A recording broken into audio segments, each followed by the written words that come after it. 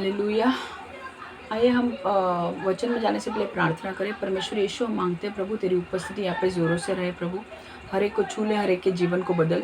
मैं मांगती हूँ प्रभु, जो भी ये वचन सुनने वाला है परमेश्वर उसके आत्मिक कानों को खोल प्रभु, और उसकी ज़िंदगी को बदल। और परमेश्वर मैं मांगती हूँ कि इसके जीवन में शांति, प्रेम, आनंद आने दे, उसके जीवन में अनुग्रह दे प्रभु, चंगाई, छुटकारे, चमत्कार होने दे।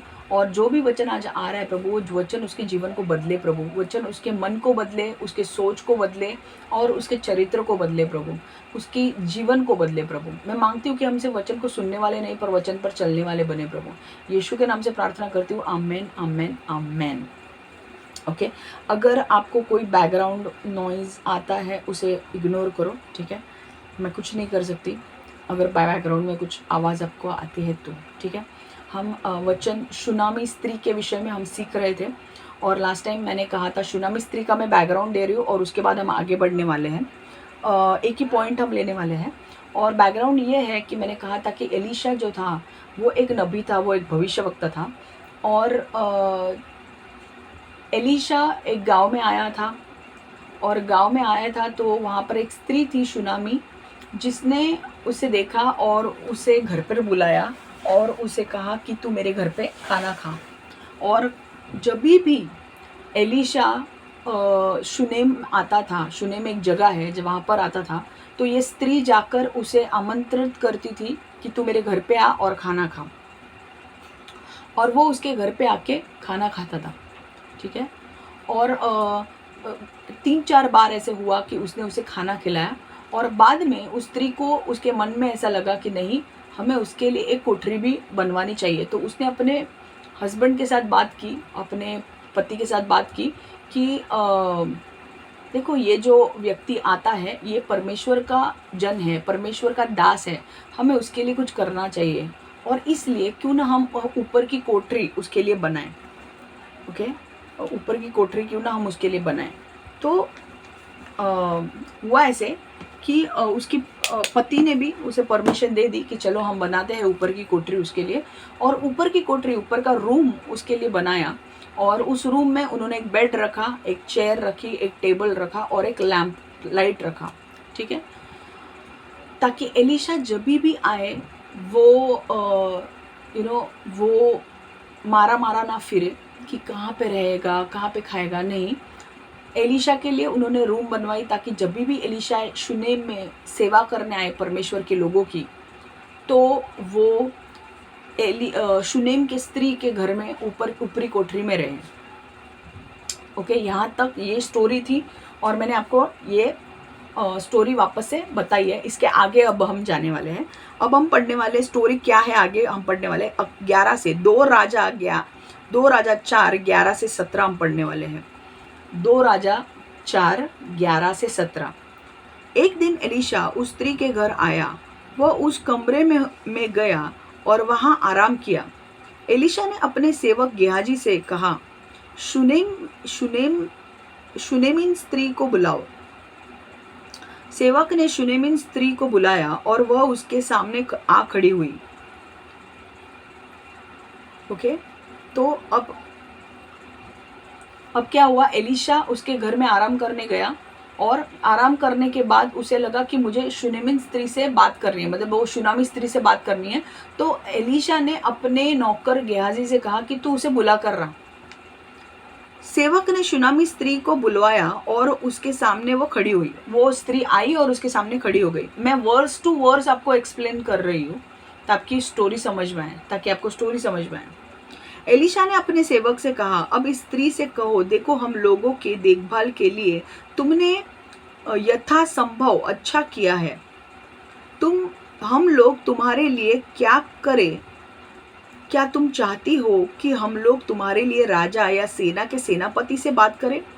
अब क्या हुआ था, एलीशा उसके घर में कई बार आ चुका था खाना खाने के लिए, और वो उसे खाना खिलाती थी। और मैंने पहले भी कहा है कि एक भविष्यवक्ता को जब आप भविष्यवक्ता के रूप में स्वीकार करते हो तो आपको उसका आशीष, आपको उसके ब्लेसिंग्स मिलेंगे। ओके, अब एलीशा उसके घर में बहुत बार खाना खा चुका था। इतना ही नहीं, तो उस औरत ने उसके लिए ऊपरी कोठरी बनवाई, ऊपर एक रूम बनवाई देखो वो ऊपर की रूम बनाने के लिए पैसे जाते हैं, ओके, माल लगता है, ईंटें लगती है, कंक्रीट सीमेंट लगता है। उस टाइम पर उन्होंने उनके उसके लिए एक रूम बनवाई, तो सारा पैसा उसने खर्च किया, एक रूम बनवाई, उसमें बेड रखा, दिया रखा, एक टेबल रखा और एक चेयर रखा, कुर्सी रखी, ताकि एलिशा को जब मन करे वो आराम भी कर सकता है, कुछ काम करना है तो वो काम कर सकता है। हाँ, तो एलिशा जब ऐसा लेटा था तो उसे शूनामी स्त्री की याद आई, और एलिशा को लगा कि मुझे शूनामी स्त्री से बात करनी है। और एक गेहाजी जो एलिशा का नौकर था उसे कहा कि गेहाजी जा और एलिशा को शूनामी स्त्री को बुला के ला। शूनामी स्त्री आके वहाँ पे खड़ी हो जाती है। एलिशा कहता है कि एलिशा पहले तो उसको धन्यवाद देता है कि इतनी उसकी सेवा करने के लिए, ओके। एलिशा दिल से उसको धन्यवाद देता है कि तूने मेरी इतनी सेवा की है, अपने हद से बाहर जाकर तूने मेरी इतनी सेवा की है, उसके लिए मैं तुझे धन्यवाद देता हूँ। अब मैं तेरे लिए क्या कर सकता हूँ। अब एलिशा जो है, भविष्यवक्ता जो है, वो पूछ रहा है उसे कि तूने मेरे लिए इतनी सेवा की है, अब मैं तेरे लिए क्या करूँ, ओके। और मैंने आपको मत्ती 10:40-41 ये वर्स है जहाँ पे मैंने कहा था कि जब आप एक भविष्यवक्ता को भविष्यवक्ता के रूप में स्वीकार करते हो, आपको उसका पुरस्कार मिलता है, और उसका पुरस्कार क्या है? आशीष, ब्लेसिंग्स मिलते हैं। तो अब टाइम आ गया था कि परमेश्वर ने एलिशा के अंदर कार्य करना शुरू किया था कि एलिशा, ये औरत ने तेरे लिए बहुत कुछ किया है, अब तू उसके लिए कुछ कर। और ये बात किसके अंदर एलिशा ने डाली? परमेश्वर ने डाली। और एलिशा ने उस स्त्री से पूछा कि मैं तेरे लिए क्या करूं? तूने मेरे लिए इतना कुछ किया है, मैं जब भी शूनेम आता था तूने मुझे खाना खिलाया, तूने मुझे अपने घर पे आसरा दिया, मेरे लिए एक रूम बनवाई, उसमें रूम में सारी सुविधाएं मुझे उपलब्ध करके दी, मुझे लेटना है तो एक खाट दी, एक बेड दी, मुझे बैठना है तो एक चेयर दी, कुर्सी दी, कुछ करना है काम तो एक टेबल दिया, सब कुछ तूने मेरे लिए किया। और इतना ऐसा कोई करता नहीं है, जो तूने किया है वो मेरे लिए बहुत बड़ी चीज़ है, तो मैं तेरे लिए क्या करूं? और अब वो देखो शूनामी स्त्री क्या कहती है। उसने एलिशा ने उसे कहा कि क्या मैं राजा के साथ बात करूं? देखो एलिशा के कॉन्टेक्स्ट, मैंने पहले भी कहा है आपको कि भविष्यवक्ता कोई नॉर्मल व्यक्ति नहीं होते थे। अगर वो परमेश्वर के जन हैं और अगर वो रियल परमेश्वर के भविष्यवक्ता है, स्पोक्समैन है, प्रॉफिट है, तो वो लोग कोई नॉर्मल व्यक्ति नहीं होते थे। उनके कॉन्टैक्ट्स ज़बरदस्त ऊपर के लेवल के लोगों के साथ होते थे। मतलब राजा वाजा के साथ उनके उठना बैठना होता था, क्योंकि राजा को परमेश्वर कोई अगर कुछ संदेशा देना है तो वो संदेश भविष्यवक्ता लेकर जाता था, ठीक है। तो राजा के साथ उनके नॉर्मल, अभी राजा के साथ देखो उस टाइम पे राजा के यहाँ पे राजा को मिलना आसान बात नहीं थी, ओके। उस टाइम पे राजा को मिलना आसान बात नहीं थी। अभी के लिए अभी जो तुम्हारे जो चिंदी चीज़ें चलती है वैसे नहीं है, पैसा फेंको तमाशा देखो, नहीं। उस टाइम राजा को मिलना इतना आसान नहीं था, ठीक है। मिलिट्री के कमांडर से मिलना इतना आसान नहीं था। बट एलिशा की जो पहुंच थी, एलिशा की जो लेवल थी, भाई सब बड़े बड़े लोग उसके आके सामने झुकते थे। क्यों? क्योंकि उसके अंदर परमेश्वर था, उसको परमेश्वर इस्तेमाल करता था, ओके। और एलिशा ने भी हर वक्त परमेश्वर को महिमा दी कि मैं नहीं कर रहा हूँ, परमेश्वर कर रहा है। तो राजा मतलब एलिशा का ऐसा था कि शूनेमी स्त्री के लिए उसने ऐसा कहा कि तूने मेरे लिए इतना किया, मुझे खाने को दिया। इसलिए मैं बोलती हूँ ना कि भविष्यवक्ताओं के लिए जब तुम करते हो ना, तुम्हें आशीष मिलेगा ही मिलेगा। और अच्छे मन से करो, ऐसा नहीं कि गलत मन से कर रहे हो और फायदा उठा रहे हो तो वो कुछ नहीं मिलने वाला है। सही मन से करो, अच्छा हृदय रख के करो कि भले मुझे कुछ मिले या ना मिले, बट मुझे परमेश्वर के दास की सेवा करनी है। जब आप एक अच्छे मन से सेवा करते हो ना, परमेश्वर उसका आशीष आपको जरूर देगा। हुआ ऐसे कि उसने शूनेमी स्त्री से कहा कि तुझे क्या चाहिए? क्या मैं तेरे लिए राजा से बात करूं? क्या मैं मिलिट्री कमांडर, सेनापति से बात करूं? देखो उसने क्या कहा, देखो हम लोगों की देखभाल के लिए तुमने यथासंभव अच्छा किया है। कौन बोल रहा है? एलिशा। हम लोग तुम्हारे लिए क्या करें? क्या तुम चाहती हो कि क्या हम लोग तुम्हारे लिए राजा या सेना के सेनापति से बात करें? तू चाहती है कि मैं राजा से बात करूं? राजा से बात करते तो क्या होता? राजा उसके लिए, देखो राजा के सामने अगर यशा बोल रहा हूँ, पता नहीं यशा क्यों आया, बट यशा भी एक भविष्यवक्ता था। ओके, मुझे यशा नहीं बोलना था, I don't know what happened, but Elisha बोलना था और आ गया यशा। बट यशा भी एक प्रॉफिट था और वो भी राजाओं के साथ रहता था, ठीक है, राजाओं को वो भविष्यवाणी देता था। He was a master prophet यशा, ठीक है, Isaiah. So Elisha was also a master prophet. तो एलिशा ने बोला कि तुझे राजा के साथ में मिलवाऊँ।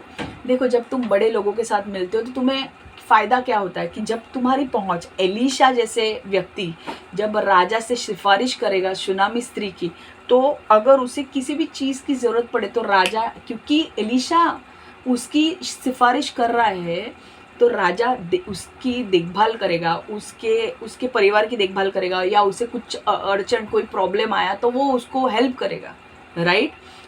उसने कहा कि मैं राजा के साथ बात करूं क्या तेरे लिए, मैं राजा के सामने शब्द रखूं क्या कि ये एलिशा ने मेरे लिए या शूनामी स्त्री ने मेरे लिए किया है, तो मैं तो राजा तेरी और भी ख्याल रखेगा तेरा।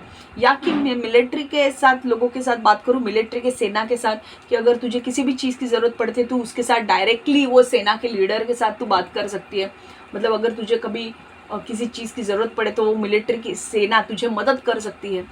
तो उसने देखो क्या कहा, जब ये एलिशा ने कहा कि क्या मैं राजा से बात करूं या सेनापति से बात करूं, सेना के सेनापति से बात करूं, तो क्या कहा पता है उसने? उस स्त्री ने उत्तर दिया, मैं यहाँ बहुत अच्छी तरह अपने लोगों में रह रही हूँ। एलिशा ने गेहाजी से कहा, हम उसके लिए क्या कर सकते हैं? स्त्री ने कहा, मतलब शूनेमी स्त्री ने कहा कि देखो मैं अपने लोगों के साथ बहुत खुश रह रही हूँ, मुझे किसी चीज़ की ज़रूरत नहीं है। तब एलिशा ने अपने नौकर से पूछा गेहाजी से कि हम उसके लिए क्या कर सकते हैं? इसने हमारे लिए इतना किया है और मेरे अंदर परमेश्वर अब डाल रहा है कि मुझे उसके लिए कुछ करना है। मैंने पहले भी कहा था कि भविष्यवक्ता को भविष्यवक्ता के रूप में स्वीकार करोगे तो आशीष मिलेगा ही मिलेगा। और अब परमेश्वर उसके अंदर डाल रहा था, एलिशा के अंदर, कि अब तुझे उसे ब्लेस करना है। और एलिशा को समझ में नहीं आ रहा था कि मैं कौन से एरिया में उसे ब्लेस करूं। तब देखो क्या हुआ, गेहाजी ने कहा, मैं जानता हूं कि उनका पुत्र नहीं है, उसको पुत्र नहीं है और उसका पति बूढ़ा है। तो गेहाजी ने क्या कहा कि मैं जानता हूँ कि इसको, शूनामी स्त्री को बच्चा नहीं है और इसका जो पति है वो बूढ़ा हो चुका है, मतलब अब इसका टाइम हो चुका है, इसको अब बच्चा नहीं होने वाला है, तो इसको बच्चा नहीं है। तो एक ही चीज़ हम कर सकते हैं, इसको हम बच्चा दे सकते हैं। और एलिशा इतना अनॉइंटेड प्रॉफिट था कि वो सिर्फ बोलता और परमेश्वर वो करता। वो लेवल की अब एलिशा की पावर थी कि एलिशा ने मांगा, परमेश्वर ने दे दिया, ऐसा पावर था एलिशा का, ठीक है। तो देखो अब क्या होता है। तब एलिशा ने कहा, उसे बुलाओ। अतः गेहाजी ने उस स्त्री को बुलाया, वह आई और उसके दरवाजे के पास खड़ी हो गई। एलिशा ने उस स्त्री से कहा, अगले बसंत में इस समय तुम अपने पुत्र को गले से लगा रही होगी। उस स्त्री ने कहा, नहीं महोदय, परमेश्वर का जन, मुझसे झूठ ना बोलो।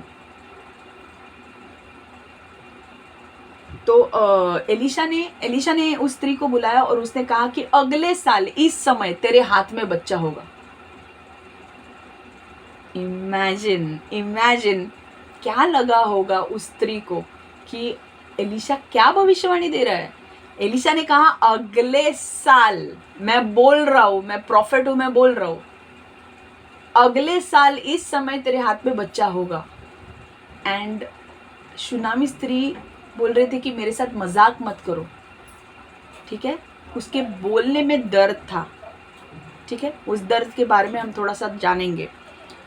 उस स्त्री ने कहा, नहीं महोदय, परमेश्वर के जन, मुझसे झूठ ना बोलो, मतलब मुझे झूठी आस मत दो, झूठ मत बोलो।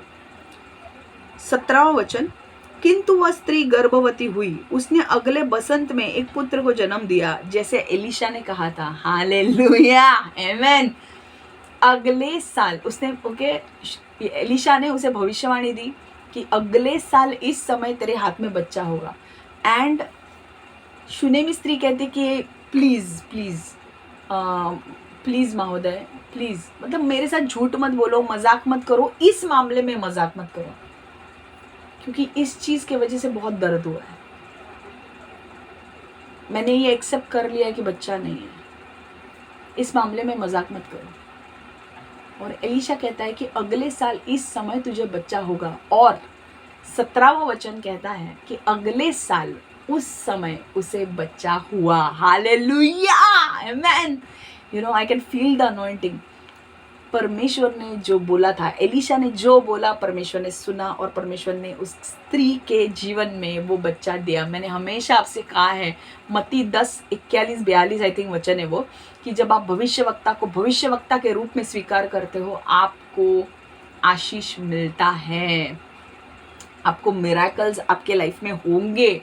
जब आप भविष्यवक्ता को रिस्पेक्ट देके भविष्यवक्ता के रूप में स्वीकार करते हो, जब आप उसकी सेवा करते हो, आप उसको रिस्पेक्ट देते हो, जब आप उसकी कदर करते हो, आपको ब्लेसिंग्स मिलने ही हैं। और जब आप भविष्यवक्ता को श्राप देते हो, आपको श्राप मिलने ही हैं, क्योंकि भविष्यवक्ता को जब आप रिसीव करते हो, आप भविष्यवक्ता को अब आप भविष्यवक्ता को की मदद नहीं कर रहे हो, आप परमेश्वर की मदद कर रहे हो, तो परमेश्वर से आपको आशीष मिलेगा ही। पर जब आप भविष्यवक्ता का इंसल्ट करते हो, आप भविष्यवक्ता के पीठ पीछे बातें करते हो, जब भविष्यवक्ता के पीछे ऐसे कारनामे करते हो या रेबेलियन करते हो भविष्यवक्ता के साथ, तो आपको श्राप मिलेंगे। बट यहाँ पे देखो, मुझे यहाँ पे श्राप के बारे में नहीं बात करनी है, मुझे ये बात करनी है कि जब उस स्त्री ने, एलिशा ने भविष्यवाणी दी उस स्त्री को कि अगले साल इस समय तेरे हाथ में बच्चा होगा, उस टाइम पर उसे दुख लगा, बट अगले साल उस समय में उसे बच्चा हुआ। ठीक है, अब ये स्टोरी क्लियर है। अब एक वचन लेना है मुझे, मैं इंग्लिश में और मराठी में पढ़ रही हूँ फटाफट। इंग्लिश में 2 Kings 4:11 से हम पढ़ेंगे। And it happened, 2 Kings 4:11-17. And it happened one day that he came there, and he turned into the upper room and lay down there. Who? Elisha. Then he said to Gehazi his servant, call this Shunammite woman. When he had called her, she stood before him. And he said to him, say now to her, look, you have been concerned for us with all this care. What can I do for you? Do you want me to speak on your behalf to the king or to the commander of the army? She answered, I dwell among my own people. So he said, what then it is to be done for her? And Gehazi answered, actually she has no son, and her husband is old. So he said, call her. When he had called her, she stood in the doorway. Then he said, about this time next year you shall embrace a son. And she said, no, my lord, man of God, do not lie to your maidservant. But the woman conceived and bore a son when the appointed time had come, of which Elisha had told of her. Hallelujah, amen. I get so excited when the prophecy gets fulfilled.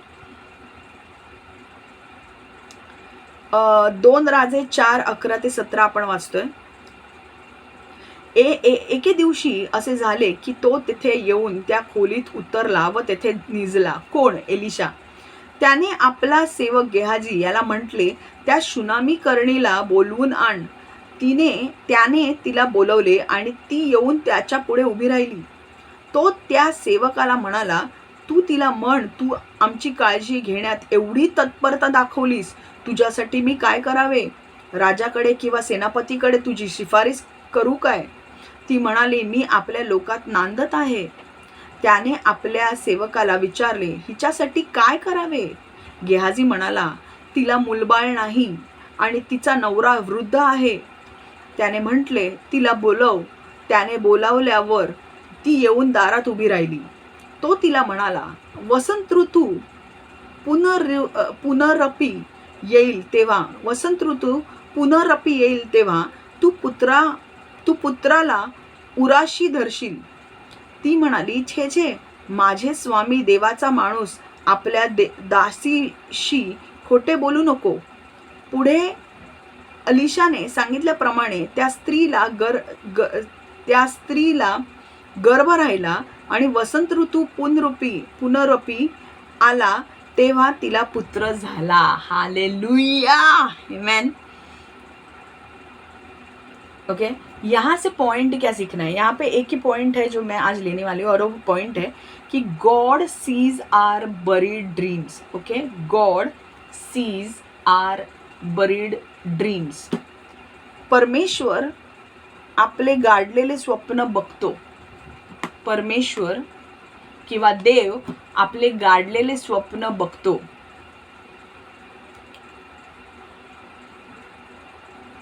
परमेश्वर हमारे दफन किए हुए सपनों को देखता है.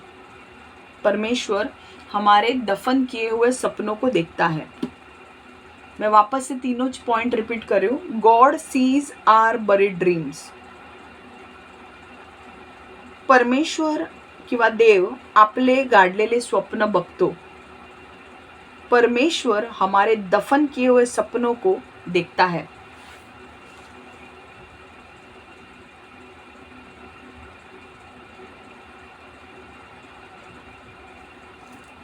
देखो, अब क्या होने वाला था कि एलिशा जो था वो ये शुनामी जो स्त्री थी उसका एक सपना था. उसका सपना ये था कि उसे बच्चा चाहिए था, बट बहुत साल बीत चुके थे और उसे बच्चा नहीं हुआ. और अब ऐसा हो गया था कि उसका पति भी बूढ़ा हो चुका था और अब वो भी बूढ़ी हो चुकी थी और बच्चा होने का कोई ज़रिया नहीं था. और बच्चा होने का जो समय होता है वो निकल गया था. पर शुनामी स्त्री के अंदर ये कहीं ना कहीं इच्छा थी कि मुझे बच्चा चाहिए, पर वो बच्चा उसे नहीं हो रहा था. ओके, और इसलिए जब वो नहीं हो रहा था बच्चा, उस टाइम पे देखो, मैंने पहले भी कई बार आपको समझाया है कि उस टाइम पे जब हम कितने साल पुरानी बात कर रहे हैं. ओके, ये हम लगभग यीशु आने के 850 साल पहले की बात कर रहे हैं. तो उस टाइम पे बच्चा नहीं होना ये श्राप माना जाता था. बच्चा नहीं होना ये एक श्राप माना जाता था, एक एम्बैरेसिंग मोमेंट माना जाता था. मतलब शर्मनाक चीज़ मानी जाती थी. और लोग ना ऐसे लोगों के साथ ना अच्छा बर्ताव नहीं करते थे. किसी को अगर कोढ़ हुआ तो उनके साथ माना जाता था कि वो श्रापित है. अगर किसी को बच्चा नहीं हुआ तो माना जाता था कि वो श्रापित है. ऐसे लोगों को बहुत कुछ जली कुटी बातें सुननी पड़ती थी लोगों से, क्योंकि लोग उनके साथ डिस्टेंस मेंटेन करते थे. लोगों को लगता था कि इसको बच्चा नहीं हुआ है मतलब ये श्रापित है. उनको सोशल स्टिग्मा से जाना पड़ता था. ये बहुत, हम कब की बात कर रहे हैं, जब परमेश्वर यीशु आने के पहले, एलिशा 850 साल पहले यीशु आने के पहले आया, हम तब की बात कर रहे हैं. और तब बच्चा नहीं होना ये एक बहुत बड़ा श्राप माना जाता था, बहुत बड़ा शर्मनाक चीज़ मानी जाती थी. और लोग ना उन लोगों के साथ अच्छा व्यवहार नहीं करते थे जिनको बच्चा नहीं था, क्योंकि लोग ना उनको ऐसे देखते थे कि इन्होंने ही कुछ पाप किया है, इसके वजह से इनके ऊपर श्राप आया कि इनको बच्चा नहीं हो रहा है. ठीक है, तो उस टाइम पर ये सोसाइटी में फेस करना कि भाई बच्चा नहीं होना, बच्चा नहीं है, और जल्दी कट्टी लोगों की सुनना, लोगों का बहुत सारे लोग तुम्हारे साथ रिश्ता नहीं रखना चाहते थे क्योंकि तुम्हारे पास बच्चा नहीं था. लोग जल्दी कट्टी बातें बोलते थे. कभी कभी लोग सामने बोलते थे, कभी कभी पीठ पीछे बोलते थे, बट जल्दी कट्टी बातें बोलते थे ताकि उन्हें लगता था कि ये औरत ने कुछ पाप किया है, इसकी वजह से इसको बच्चा नहीं हुआ है. तो बच्चा ना होना ये इस टाइम पे, मतलब अगर अभी हमारे टाइम पे अगर किसी को एड्स होता है, अगर हमारे टाइम पे किसी को एड्स होता है तो हम कैसे देखते हैं उसको, भाई इसने कुछ तो लफड़ा किया है, ये इसने गंदे तरीके से कुछ तो काम किए हैं, और हम उस व्यक्ति से कैसे दूर रहते हैं. क्यों? क्योंकि वो एड्स फैल सकता है. वैसे ही बच्चा ना होना उस समय सोशल स्टिग्मा माना जाता था, बहुत ही शर्मनाक बात मानी जाती थी, श्रापित व्यक्ति माना जाता था. वो व्यक्ति बांझ जो होती थी उसको श्रापित माना जाता था. लोग उसे श्रापित देखते थे, उसके साथ संबंध नहीं रखते थे. भले वो कितनी भी पैसे वाली हो, कितना भी कुछ हो, बच्चा नहीं है उसे श्रापित माना जाता था और लोग उनके साथ संबंध नहीं रखते थे। लोग उनके बारे में बहुत जली कटी बातें करते थे, बहुत लोग उनके पीठ पीछे बात करते थे, सामने बात करते थे और लोग उनके साथ रिश्ते नहीं रखते थे और ये उनको फेस करना पड़ता था जिनको बच्चा नहीं था। अपने हन्ना और पनीना को देखा ना, हन्ना को बच्चे नहीं हो रहे थे, पनीना को 5 बच्चे थे। तो पनीना, अल्कना के 2 बीवियां थी, हन्ना और पनीना। तो पनीना को 5 बच्चे थे, हन्ना को एक भी बच्चा नहीं हुआ था। तो पनीना उसे चिढ़ाती थी कि मेरे 5 बच्चे, तुझे एक भी नहीं हुआ। हन्ना रोई परमेश्वर के सामने और परमेश्वर ने उसे बच्चा दिया। बट उस टाइम पर बच्चा ना होना मतलब बहुत शर्मनाक बात होती थी। अगर आज के टाइम पे अगर आपको जॉब नहीं मिल रहा है तो लोग कैसे आपको देखते हैं? जॉब नहीं मिल रहा है। या फिर एड्स हुआ है तो कैसे देखते हैं? एड्स हुआ है। अगर आपका 40 उम्र हो गई है और आपको जॉब नहीं है तो लोग कैसे देखते हैं? 40 उम्र हो गई और अभी भी जॉब नहीं कर रहा है, घर पे बैठा है। कैसे शर्म ना, मतलब people will put you down, right?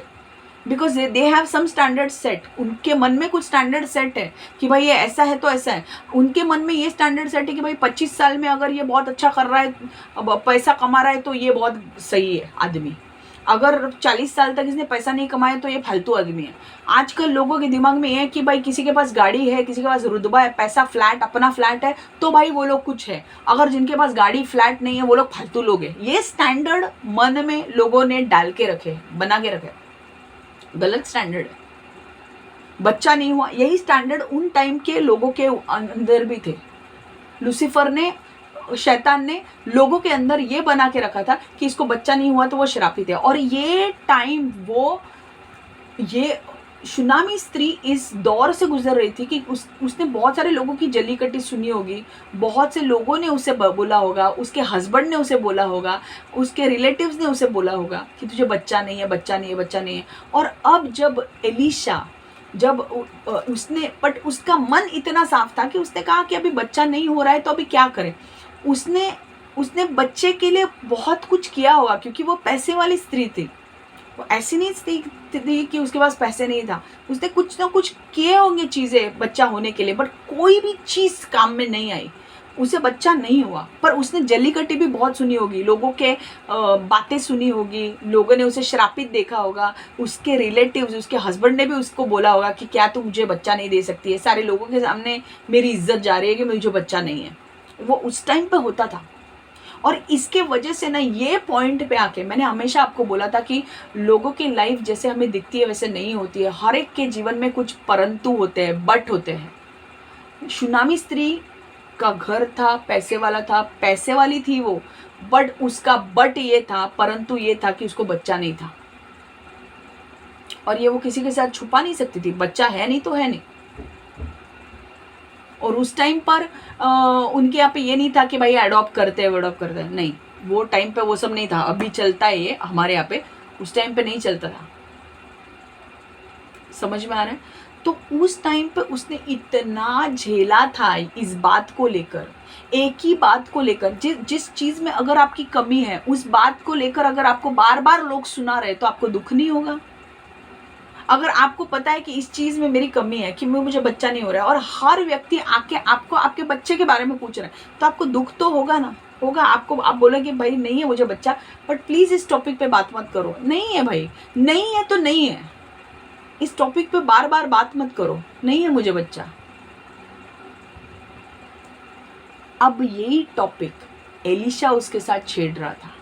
उसने कितने साल लोगों से इसी टॉपिक पे बात की होगी और बात करके उसे दुख मिला होगा। उसके पति ने उससे बात की होगी, उसकी अगर ननंद होगी तो उसके ननंद ने बात की होगी, उसकी सास ने बात की होगी कि तुझे बच्चा नहीं है, उसके रिलेटिव्स ने बात की होगी, उसके मम्मी डैडी ने भी उससे बोला होगा, बाहर के गाँव वालों ने उसको बोला होगा कि तुझे बच्चा नहीं है, तो श्रापित है। और वो सुन के पक गई थी और वो बोल रही थी कि ये चीज़ें जब मैं सुनती हूँ तो मैं निराश हो जाती हूँ, क्योंकि मेरे अंदर वो एनर्जी नहीं रहती, वो पॉजिटिव एनर्जी नहीं रहती, नेगेटिव एनर्जी रहती कि मेरे पास बच्चा नहीं है।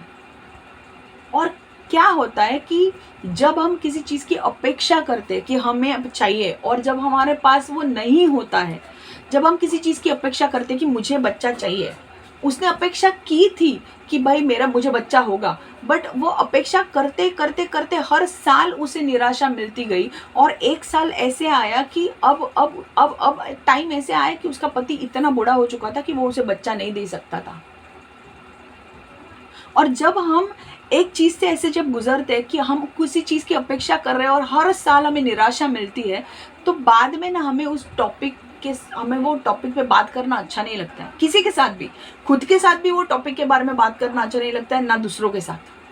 और अब एलीशा, वही गाड़ा हुआ सपना उसने वो सपना गाड़ दिया था। शूनामी स्त्री ने वो सपना कि मुझे कभी बच्चा होगा, वो सपना गाड़ दिया था। उसने बोला था ये कभी नहीं होगा, ये this is a buried dream, मतलब ये जो सपना मेरा था कि मुझे बच्चा होगा, वो बच्चा नहीं होगा, क्योंकि मैंने उसे गाड़ दिया है। मैंने ये ऐसा सपना है जो कभी जिंदा नहीं हो सकता। And God sees our buried dreams. परमेश्वर हमारे दफन किए हुए सपनों को देखता है। शायद आपका सपना कोई और होगा, शायद आपको किसी यूनिवर्सिटी में जाना था, एडमिशन लेनी थी, आपने बहुत मेहनत की, पर अभी तक वो यूनिवर्सिटी में आप एडमिशन नहीं ले पाए, और अब आपने उसका ख्याल छोड़ दिया है।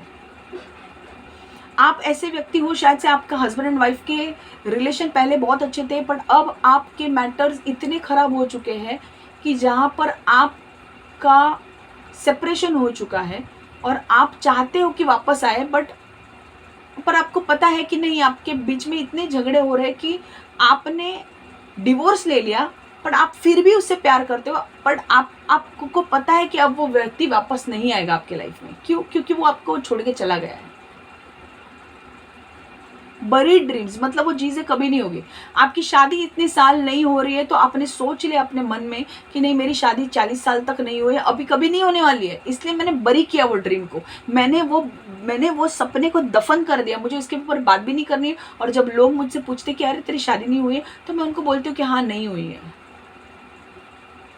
दफन कर दिया। क्यों? क्योंकि जब हम चाहते थे वो चीज़ हो, तब वो नहीं हुई, इसलिए अब हमने दफन कर दी वो चीज़ें, कि भाई हमने एक्सेप्ट कर लिया माइंड में कि ये इसमें बदलाव कभी नहीं आएगा। बट परमेश्वर के साथ सब कुछ संभव है। परमेश्वर असंभव को संभव कर सकता है। हालेलुया। इसीलिए मैंने वचन जो पॉइंट है, मैंने कहा God sees your buried dreams. परमेश्वर तुम्हारे दफन किए हुए सपनों को देखता है। देव तुमचे गाडलेले स्वप्न बघतो। आज तुम्हारा सपना कौन सा है मुझे नहीं पता, कि कौन सी ऐसी चीज है जो तुमने गाड़ दी है, जो तुम्हें लग रहा है कि अब ये कभी ठीक नहीं होगा, कभी वापस नहीं होगा, कभी इसमें कभी जान नहीं आएगी। हस्बैंड एंड वाइफ के रिलेशंस बद से बदतर होते जा रहे हैं, और आप सोच रहे हो कि अभी हम दोनों के बीच में कभी प्यार नहीं आएगा। आपने इंटरव्यू दे के आप थक चुके हो, पर आपको नौकरी नहीं मिल रही, आप गिव अप कर चुके हो। आप बिजनेस कर रहे हो, बिजनेस में हाथ पैर मार रहे हो, पर कोई भी बिजनेस में आपका फायदा हो ही नहीं रहा है, और आप बोल रहे हो कि नहीं, मैं लॉस के ऊपर लॉस जा रहा हूँ, और आपको ऐसे लग रहा है कि नहीं यार, अभी मेरे को और बिजनेस नहीं करना है, मैं दफन कर चुका हूँ, मुझे अभी और बिजनेस में उतरना ही नहीं है। कोई आपको नई अपॉर्चुनिटी भी लेकर आ रहा है बिजनेस की, तो आप बोल रहे हो नहीं नहीं नहीं नहीं नहीं, मेरे को नहीं करना है, कि यही बिजनेस नहीं चल रहा है, वो क्या चलेगा। आपने अपने सपनों को दफन कर दिया है। आपको बच्चा नहीं हो रहा है, आप भी वैसा सोच रहे हो कि मुझे भी बच्चा नहीं हो रहा है, शायद से मेरे लाइफ में कभी बच्चा नहीं होगा, अभी हमारी उम्र भी होगी जो अभी क्या बच्चा हमें होगा। तो आपने वो टॉपिक को बंद कर दिया, और लोग जब आपको पूछते हैं तो आपको शर्म आती है बोलने के लिए कि आपको बच्चा नहीं है। आपकी शादी नहीं हुई है, लोग आपको पूछे अरे आपकी शादी नहीं हुई, 40 साल हो गए आपकी शादी नहीं हुई। हाँ नहीं हुई है, अभी तक कोई मिला नहीं। अरे मिला नहीं आपको अभी तक? हाँ नहीं मिला है यार, नहीं मिला है। कुछ ऐसी चीज़ें जो आपको चाहिए थी कि आप उस उम्र में वो पाए, जब आपको वो मिलती नहीं है ना, तो आप उस टॉपिक को निकालना नहीं चाहते हो, आप उस टॉपिक पे बात नहीं करना चाहते हो, क्योंकि वो टॉपिक जब निकलता है ना, तो हर्ट करता है, दुख देता है अंदर, और आप उस दर्द से बचने के लिए ना उस टॉपिक को अवॉइड करते हो। और यही शूनामी स्त्री कर रही थी। जब एलीशा ने शूनामी स्त्री को बुलाया कि मैं तेरे लिए क्या कर सकता हूँ, क्या मैं राजा के साथ बात करूँ? उसने कहा नहीं। क्या मैं मिलिट्री कमांडर के साथ बात करूँ? उसने बोला नहीं।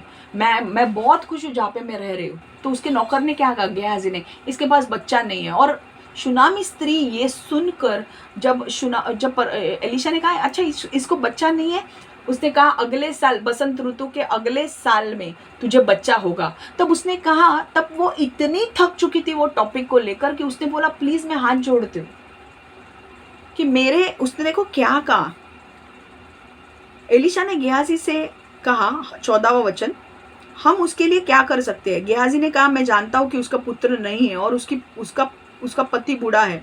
तब एलिशा ने कहा उससे बुलाओ। अतः गेहाजी ने उस स्त्री को बुलवाया और वह आई और उसके दरवाजे के पास खड़ी हो गई। एलिशा ने स्त्री से कहा, अगले बसंत में इस समय तुम अपने पुत्र को गले से लगा रही होगी। मतलब अगले साल इस समय तेरे हाथ में पुत्र होगा और तू उसे गले लगाएगी। उस स्त्री ने कहा, नहीं महोदय, परमेश्वर के जन, मुझसे झूठ ना बोलो। मतलब वो बहुत सारे लोगों के पास गई होगी, बहुत सारे बाबागिरी की होगी उसने, बाबा को, कई बाबा लोगों से मिली होगी, कई बाबा लोगों को प्रसाद चढ़ाया होगा, कई लोगों के पास, गलत लोगों के पास गई होगी और उन्होंने उसे दिया होगा और उन्होंने उसे झूठी आस दी होगी कि ये होगा होगा होगा और वो नहीं हुआ होगा। इसलिए वो अब इतनी थक चुकी है। जब एलीशा ने उससे कहा कि परमेश्वर का जन उसको बोल रहा है कि तुझे बच्चा होगा, वो बोल रही है मुझसे झूठ ना बोलो। क्योंकि बहुत सारे लोगों ने, वो गई होगी अलग अलग जगह पे बच्चा पाने के लिए, बट वहां के लोगों ने उससे झूठ बोला होगा कि, और बोला होगा कि हाँ हो जाएगा हो जाएगा हो जाएगा, बट वो नहीं हुआ। इसीलिए जब एलीशा ने उसे कहा, उसने बोला बाबा एलीशा मुझसे झूठ मत बोल, क्योंकि ये एरिया में मैं वीक हूँ और ये एरिया में मैं बार बार ये जो मेरा सपना है मैं दफन कर चुकी हूँ। अब मुझे वो वापस नहीं लाना है, अब मुझे उसके बारे में वापस चीज़ें सोचनी नहीं है, क्योंकि एक ही बार मैंने बहुत झटके ले लिए इसके ऊपर से। ताने लोगों से सुने हैं, मेरे सास से ताने सुने हैं, बहू से मेरे सास से सुने हैं, मेरे ननन से सुने हैं, मेरे गाँव वालों से सुने हैं। अब ये ताने का विषय, मतलब मैंने इतना सुने हैं कि अब मुझे इस पर बात नहीं करनी है। तो इसलिए उसने, एलीशा ने जब उसके भविष्यवाणी दी तो भी उसने विश्वास नहीं किया, पर एलीशा परमेश्वर का जन था, जो उसके मुंह से निकलने वाला था इट वॉज फाइनल। एलीशा ने कहा कि अगले साल बसंत ऋतु में तेरे हाथ में बच्चा होगा और तू उसको गले लगाएगी। और वैसे ही हुआ। अगले साल बसंत ऋतु में उसे बच्चा हुआ और उसने उसे गले लगाया। हालेलुया, आमेन। परमेश्वर असंभव को संभव करने वाला परमेश्वर है। हालेलुया। मैं नहीं जानती कि आपके कौन से ऐसे मैं नहीं जानती कि आपके जीवन में ऐसे कौन से गाड़े हुए ड्रीम्स हैं, कौन से गाड़े हुए सपने हैं जो आपने देखे थे वो पर पूरे नहीं हो पाए। मैं नहीं जानती कौन से हैं, बट आज परमेश्वर कहीं ना कहीं आपके अंदर वापस से वो गाड़े हुए सपनों को जगाना चाहता है। कहीं ना कहीं आपको बोलना चाहता है कि हार मत मानो, परमेश्वर जिंदा है, यीशु जिंदा है और वो आपके जीवन में वापस नए रिलेशंस लाएगा। अगर आपको लगता है कि आप रिलेशंस में हार चुके हो, हर रिलेशन आपका फेल होता है, परमेश्वर बोल रहा है कि मैं तुम्हारे लिए अच्छा रिलेशन लाऊंगा। तुम्हारे गाड़े हुए सपनों को परमेश्वर देख रहा है। आप गाड़े हुए सपनों, ऐसे कुछ सपने हैं कि आप थक चुके हो। शायद आप जॉब के इंटरव्यू के लिए अप्लाई कर चुके हो, 10 कंपनी में 2 साल से अप्लाई कर रहे हो, बट कई जॉब नहीं मिल रहा है और आप बोल रहे हो अब मेरे को कई जॉब मिल ही नहीं रहा है और थक चुके हो। आप बच्चा पाने के लिए आप IVF कर रहे हो, ये कर रहे हो, वो कर रहे हो, पर आपको बच्चा हो ही नहीं रहा है। आप सरोगेसी के लिए ट्राई कर रहे हो पर आपको सरोगेट मदर नहीं मिल रही है। आप पैसों के लिए हाथ पैर मार रहे हो पर पैसे आ ही नहीं रहे। आप शादी के लिए वेट कर रहे हो कि कोई अच्छा लड़का आएगा, पर आज लड़का आ ही नहीं रहा है। और आप बिजनेस डालने की सोच रहे हो, बट क्योंकि बिजनेस फेलियर, आपने 2 बार बिजनेस डाला, 3 बार बिजनेस डाला और वो फेल हो गया, इसलिए अब आपने बिजनेस के बारे में सोचना ही बंद किया कि नहीं बाबा मुझे बिजनेस को हाथ ही नहीं लगाना है। और इसलिए वो बड़ी ड्रीम हो चुका है आपके लिए, वो एक दफन किया हुआ ड्रीम आपका सपना हो चुका है कि भाई ये ना, इसमें मैं नहीं जाऊंगा क्योंकि ये तकलीफ देता है मुझे, और आपने उस विषय में बात करना बंद किया है।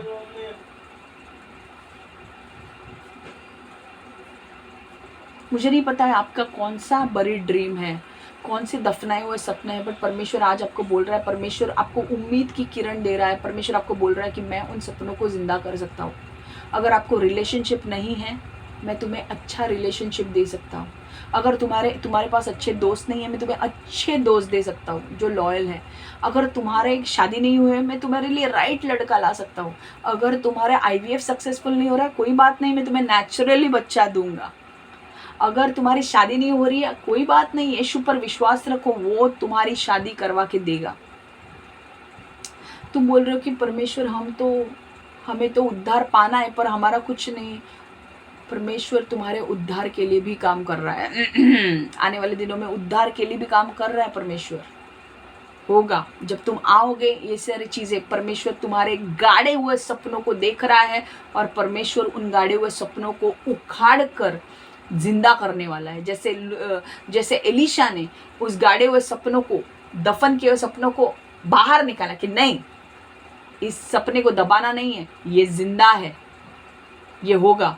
और एलीशा ने उस स्त्री से कहा, अगले साल इस समय में तुझे बच्चा होगा। मैं प्रार्थना करती हूँ कि अगले साल इस समय तक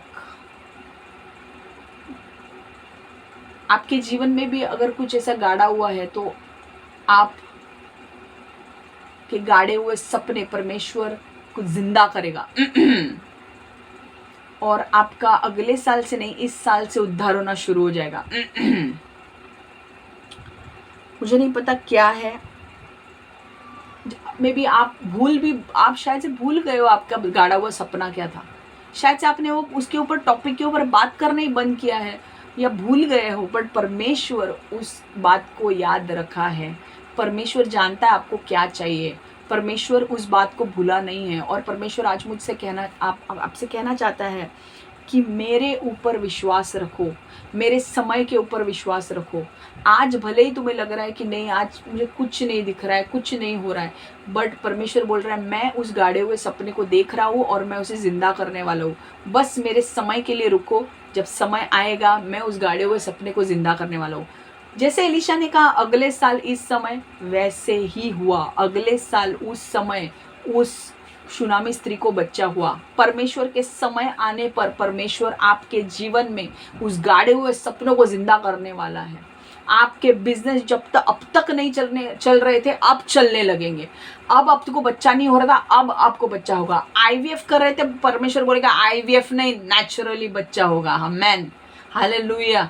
सरोगसी नहीं, खुद को बच्चा होगा। हालेलुया। स्पर्म काउंट कम थे, ये काउंट कम था, वो काउंट कम था, नहीं, नेचुरली परमेश्वर तुम्हें ठीक करेगा। परमेश्वर का समय आएगा तब, और नेचुरली तुम्हें बच्चा होगा। हालेलुया, आमेन। परमेश्वर बोलता अब तक तेरी शादी नहीं हुई थी, अब राइट लड़का मिलेगा। अब तक तेरी शादी होके 2 बार तेरा डिवोर्स हो चुका है, बट निराश मत हो। अब मैं जो तुझे लड़का दूंगा, अब मैं जो तुझे लड़की दूंगी, वो तेरे साथ मरते दम तक रहेगी। Hallelujah, that will be the best girl in your life. मैं ऐसा तेरे लिए लाइफ में करने वाला हूँ। अगर तुम्हारे पास ऐसे अच्छे दोस्त नहीं है जो लॉयल नहीं है, आपके पास दोस्त लोग तो है बट वो लॉयल नहीं है। आप बोल रहे हो परमेश्वर मेरे पास दोस्त है बट वो लोग लॉयल नहीं है, वो ईमानदार नहीं है, मैं उनके साथ सब कुछ शेयर नहीं कर सकती। परमेश्वर आपके जीवन में सही लोगों की एंट्री लाने वाला है, सही लोग लाने वाला है जिनके साथ आप दिल खोल कर बातें कर सकते हो, और वो आपको जज नहीं करेंगे, आपके ऊपर हंसेंगे नहीं, आपके प्रॉब्लम में वो आपका सोल्यूशन बनेंगे और आपको चीयर करेंगे, इनकरेज करेंगे और आपको आगे बढ़ने के लिए मदद करेंगे। ऐसे दोस्त जो आपके पीठ पीछे हंसेंगे नहीं, बट आपके पीठ पीछे सोचेंगे कि मैं क्या कर सकता हूँ इसके लिए कि इसकी ज़िंदगी बदले। हालेलुया। आपके जीवन में ऐसे दोस्त लाने वाला है, ऐसे फ्रेंड्स लाने वाला है, ऐसे मोमेंट्स लाने वाला है आपके जीवन में। अगर आपको बच्चा नहीं हो रहा है तो आपको बच्चा होने वाला है। अगर आपको, मैं पता नहीं मैं क्यों बोल रही हूँ, मैं प्रोफेसी में हूँ और मैं वो बोल रही हूँ। अगर आपको जॉब नहीं मिल रहा है तो आपको जॉब मिलने वाला है। परमेश्वर के डिवाइन टाइमिंग पर भरोसा रखो, बहुत जल्दी आपका उद्धार होने वाला है। अगर आपको लग रहा है कि मेरी शादी नहीं हो रही है, आपकी शादी होने वाली है। भले आप बोल रहे हो कि यार 2 बार डिवोर्स हो गया, मेरा ना इविल साइकिलिक पैटर्न है यार, 2 3 साल में डिवोर्स हो जाता है। नहीं, इस बार नहीं होगा डिवोर्स, इस बार फाइनल कमिटमेंट होगा और मरते दम तक तुम साथ में रहोगे। हालेलुया, आमेन। इस बार परमेश्वर कह रहा है कि अगर तुम्हारे पास पैसे तक की तंगी है, परमेश्वर उस पैसे के तंगी के श्राप को तोड़ रहा है और पैसे आने वाले हैं तुम्हारे पास। यस, परमेश्वर तुम्हारे गाड़े हुए सपनों को देख रहा है और परमेश्वर बोल रहा है चाहे तुमने उस टॉपिक को बात करना बंद किया हो, बट मैं जानता हूँ कि तुम्हें अंदर से क्या चाहिए और मैं तुम्हें देने वाला हूँ। भले वो कितना भी असंभव होने दो, मैं तुम्हें देने वाला हूँ। और परमेश्वर ने देखो, वो पति भी उसका बूढ़ा हो गया था, बट फिर भी परमेश्वर ने उस पति को ताकत दी वापस से शूनामी स्त्री के साथ शारीरिक संबंध बनाने के लिए, और इस बार उसको बच्चा हुआ। हालेलुया। एक ही वचन मुझे यहाँ पे कहना है कि do not give up. Okay, अगर अभी आपको कुछ चेंजेस दिख नहीं रही है तो don't give up. Give up मत करो, छोड़ मत दो, नहीं, चलते रहो। परमेश्वर के सही समय पर वो चीज़ें होंगी। ओके, अगर आप लोगों को लग रहा है कि नहीं यार बहुत टाइम जा चुका है, कुछ नहीं हो रहा है यार क्षमा, कुछ नहीं हो रहा है मेरी लाइफ में, मतलब जो मुझे चाहिए था वो मिल ही नहीं रहा है, मिलेगा, मिलेगा बहुत जल्दी। आपका समय उद्धार का आ रहा है, उसके बाद आप देखोगे कि आपके जीवन में बहुत सारे बदलाव आने वाले हैं। वो टाइम आने तक हार मत मानो, वो टाइम आ रहा है, उसके लिए हम जो करना है हम कर रहे हैं, उसके पहले हार मत मानो। आप अगर चाहते थे कि आपको किसी को मिलना है और आपको परमेश्वर ने बोला था कि नहीं नहीं नहीं नहीं आप अभी नहीं मिल सकते, 40 साल के बाद मिलोगे, तो आप 40 साल तक हर साल उसको देखते होंगे उस व्यक्ति को, बट आपकी फ्रेंडशिप नहीं हुई उस व्यक्ति के साथ। 40 साल से उसको देख रहे हो बट फ्रेंडशिप नहीं हुई, और हर साल आपको दुख होता था।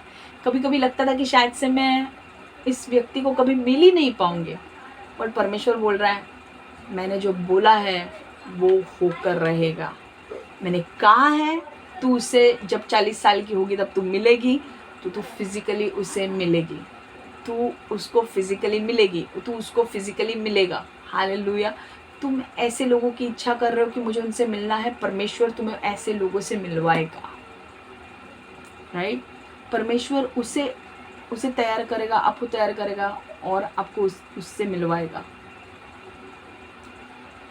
आपके बड़े ड्रीम्स हो सकते हैं। आप बोला कि यार मैं मुझे पता है मैंने हर साल इसे मांगा दुआ में कि ये मेरे लाइफ में आया, बट कभी परमेश्वर ने इसे मेरी लाइफ में नहीं लाया। आज 40 साल हो चुके, आगे होगा भी कि नहीं पता नहीं, बट परमेश्वर बोल रहा है डोंट लूज होप, बहुत नज़दीक है, बहुत करीब है, वो चीज़ होने पर है। डोंट गिव अप, बहुत जल्दी मिलने वाले हो तुम, स्पिरिट में नहीं फिजिकल में।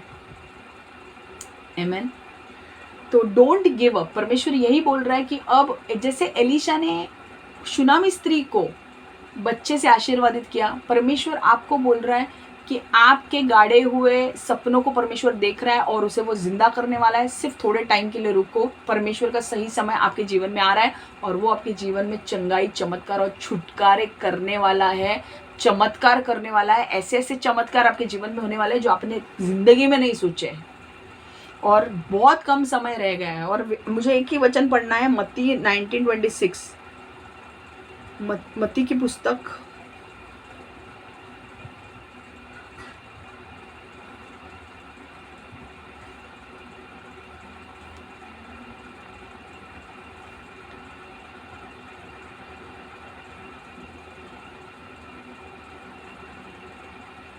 19:26 को पढ़ेंगे हम। Matthew 19:26। But Jesus looked at them and said to them, with men this is impossible, but with God all things are possible. Hallelujah. Jesus looked at them and said to them, with men this is impossible. With men this is impossible. आदमी लोगों के साथ यह अशक्य है, असंभव है, but with God, परमेश्वर के साथ सब कुछ संभव है। हालेलुया। जो आपने छोड़ दिया है वो परमेश्वर के लिए संभव है। आमेन। ये हम मराठी में पढ़ेंगे अब। येशूने त्यांच्याकडे न्हाळून पाहून म्हटले, माणसांना हे अशक्य आहे, देवाला तर सर्व शक्य आहे. हालेलुया. देवाला सर्व शक्य आहे. कुठली गोष्ट अशी नाही आहे देवासाठी की तो तुमच्या जीवनात बदलू नाही शकत. सगळ्या गोष्टी बदलू शकतो, फक्त तुम्हाला त्याच्यावर विश्वास ठेवायचा आहे. ठीक है, हम हिंदी में पढ़ेंगे। मत्ती 19:26। यीशु ने देखते हुए कहा, मनुष्य के लिए यह असंभव है किंतु परमेश्वर के लिए सब कुछ संभव है। हालेलुया। मनुष्य के लिए असंभव है, मतलब शूनामी स्त्री अगर अपने मेहनत से जब बच्चा जन्मने की कोशिश कर रही थी तो उसके द्वारा हो नहीं रहा था, और इतने साल गुजर गए, उसने बहुत बाबागिरी भी की होगी, इधर बाबा उधर, इसके उसके उसके, और झूठे आश्वासन उसे मिले होंगे और वो झूठे आश्वासन पूरे नहीं हुए होंगे। और जब एलिशा ने उसे वही कहा कि भाई तुझे बच्चा होगा, तो उसने बोला मुझसे झूठ मत बोल, तो इसका मतलब है कि उसे किसी और ने झूठ बोला होगा और वो बच्चा नहीं हुआ होगा। या फिर ऐसे भी हुआ हो सकता है कि हर साल उसने प्रयत्न किया होगा अपने पति के साथ, पर वो नाकामयाब रही। ओके, बट जब परमेश्वर आपके जिंदगी में दस्तक देता है, जब परमेश्वर की एंट्री आपके जीवन में होती है, जब परमेश्वर डिवाइन इंटरवेंशन लाता है, तो असंभव कार्य संभव होते हैं। Hallelujah, amen. Impossible things becomes possible. यीशु ने उन्हें देखते हुए कहा, मनुष्य के लिए यह असंभव है। ओके, जब तक शूनामी स्त्री अपने ओर से कर रही थी तो असंभव था, बट जब परमेश्वर का दास ने भविष्यवाणी दी, परमेश्वर का दास भविष्यवाणी दे रहा है, मतलब परमेश्वर भविष्यवाणी दे रहा है, तो परमेश्वर की जब एंट्री आपके जीवन में होती है तो असंभव को परमेश्वर संभव करता है, किंतु परमेश्वर के लिए सब कुछ संभव है। तो जो भी आपके जीवन में, जब परमेश्वर की आपके जीवन में एंट्री होगी, असंभव को संभव करने वाला है, और बहुत जल्दी परमेश्वर की एंट्री आपके जीवन में होने वाली है। 2026 is the year when you are going to have your salvation. Not everybody will have, but there are few people who will go through salvation. We want everybody to go to salvation very fast, yeah, but बहुत जल्दी लोगों का उद्धार होना शुरू हो जाएगा। 2026 is the year when you will get saved. Okay, so get ready, get excited, because आपका नया जीवन शुरू होने वाला है। आमेन। एंड तब परमेश्वर आपको चंगाई, छुटकारे, चमत्कार दिखाएगा, प्रोटेक्शन दिखाएगा, सिक्योरिटी दिखाएगा, पीस देगा। आपके लाइफ में जो आपको जिस तरीके से आपको ट्रीटमेंट दी गई थी आपके वर्ल्ड में, वैसा नहीं होगा।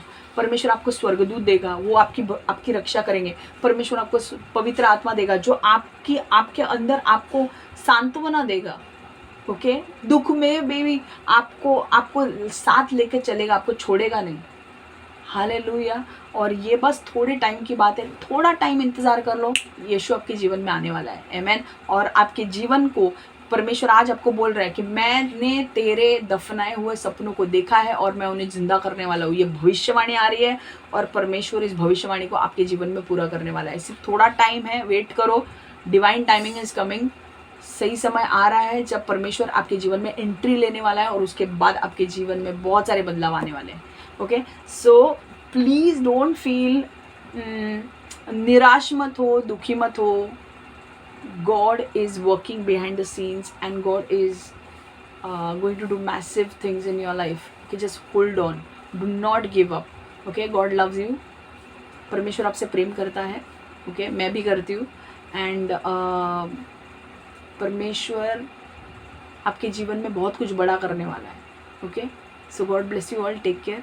यहीं पे मेरा वचन खत्म होता है और मैं सिर्फ आपको वचन खत्म होते हुए सिर्फ एक ही कहना चाहती हूँ कि मनुष्य के लिए असंभव है, परमेश्वर के लिए सब कुछ संभव है।